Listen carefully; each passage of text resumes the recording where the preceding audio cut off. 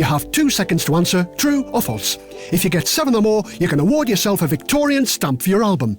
If you get less than 5, award yourself a Victorian stamp on the toe. Here we go. Number 1. Racing dogs along the street and betting on the winner was a crime. True or false? That's true. You would be fined £1. Number 2. Being cheeky to a teacher was a crime. True or false? That's false. Number 3. Snowballing was a crime. True or false? That's true. You could get a fine. Forgetting to do your homework was a crime. True or false? That's false. Number 5. Sliding on an icy pavement was a crime. True or false? That's true. Another fine for you. Number 6. Eating a pork pie after 9 p.m. was a crime. True or false? That's false. Number 7. A man dressing in women's clothes was a crime. True or false? That's true. James Wilson was fined 12 pence for this. Number 8. Laughing in school was a crime. True or false? That's false. Number 9. Shaking a carpet in the street after 9 in the morning was a crime. True or false? That's true. Shaking your carpet before 9 a.m. was all right, though. Number 10. Putting your tongue out at your dad was a crime. True or false? That's false. Number 11. Dumping your dead cat in the road was a crime. True or false? That's true. Dumping dead animals or rotten meat could cost you a £5 fine. Number 12. Coughing in church was a crime. True or false? That's false. Number 13. Throwing orange peel on the pavement was a crime. True or false? That's true. Dropping orange peel cost one young man a 12p fine in 1873.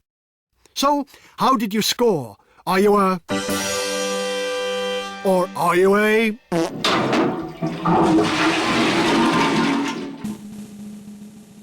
The Victorian Age was the time when the British travelled around the world looking for countries to conquer. When they'd smashed the natives, then they made their country part of Queen Victoria's British Empire.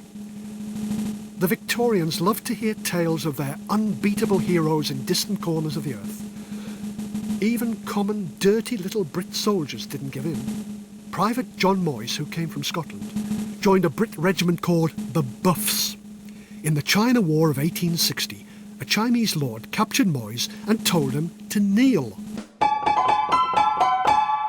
Moyes said, "Not even a poor Brit like me will bow to a posh Chinese lord like you." The lord had Moyes' cheeky Scottish head lopped off. Moyes became famous when Sir Francis Hastings Doyle wrote a poem about him, The Private of the Buffs. And thus with eyes that would not shrink, with knee to man unbent, unfaltering on its dreadful brink, to his red grave he went.